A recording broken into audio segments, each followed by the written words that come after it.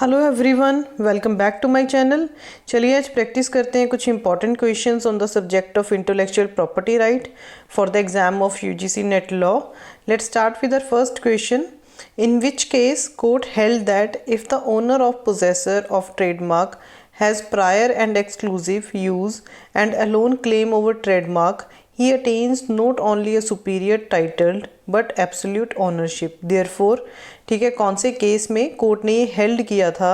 ठीक है, अगर ओनर और प्रोसेसर ऑफ ट्रेडमार्क के पास प्रायर एंड एक्सक्लूसिव यूज़ है ट्रेडमार्क का, तो वो ही attains not only superior title but उसके पास एब्सोल्यूट ऑनरशिप भी होती है। तो हमारे ऑप्शंस हैं Rediff Communications Limited versus Cyber Booth, B option is Aqua Minerals Limited versus Pramod Basre, C option is Mark and Spencer versus 1 in million, D option is Atkins versus Director of Public Prosecutions. So the answer to this question is, guys, Aqua Minerals Limited versus Pramod Vasre. B is the answer to this question. Let's see your second question. Collective mark is registered by whom? Partnership, firm, association of person, individual, company. So the answer is B is the answer to this question. That is association of person. Our third question is statements दी हुई हैं दो, ठीक है, हमें बतानी है कि इनमें से कौन सी स्टेटमेंट ट्रू है और या फॉल्स है और कौन सी करेक्ट एक्सप्लेनेशन है। स्टेटमेंट ए क्या कहती है? Intellectual property is an intellectual work produced by the intellect of a human brain. Statement B है it is the product of human ingenuity, knowledge and skills beside labour and capital. So हमारे options हैं both A and B are true and B is the correct explanation of A. B option is both A and B are true and B is not the correct explanation of A. C option is only A is true. D option is both A and B is false. So the answer to this question is, guys, दोनों ही statements true हैं और B correct explanation है A की।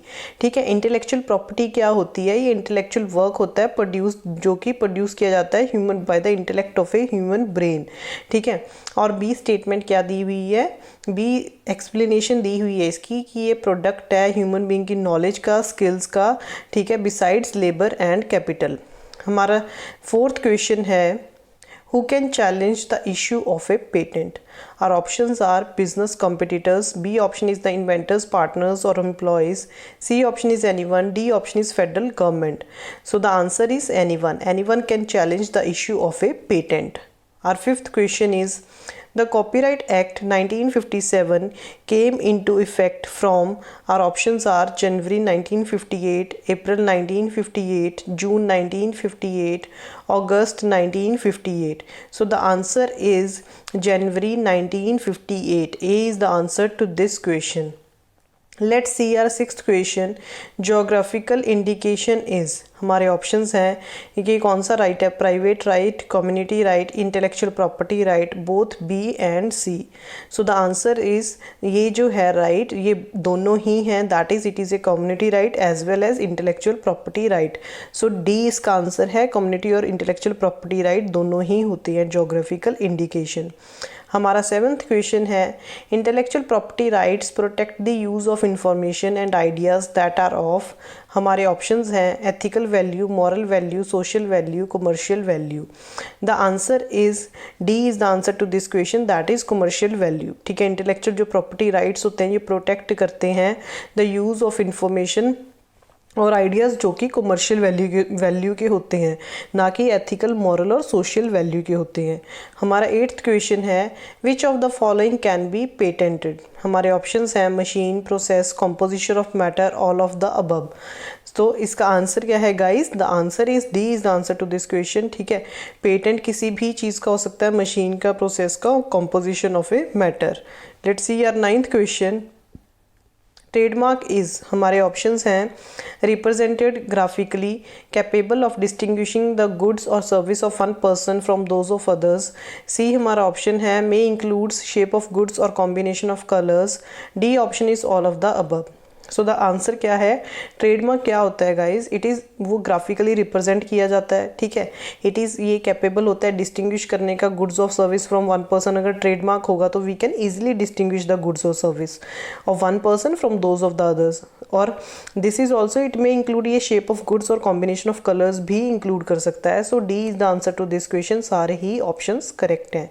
हमारा 10th question है, the term intellectual property right covers what? Copyright, trade dress, patent, all of the above.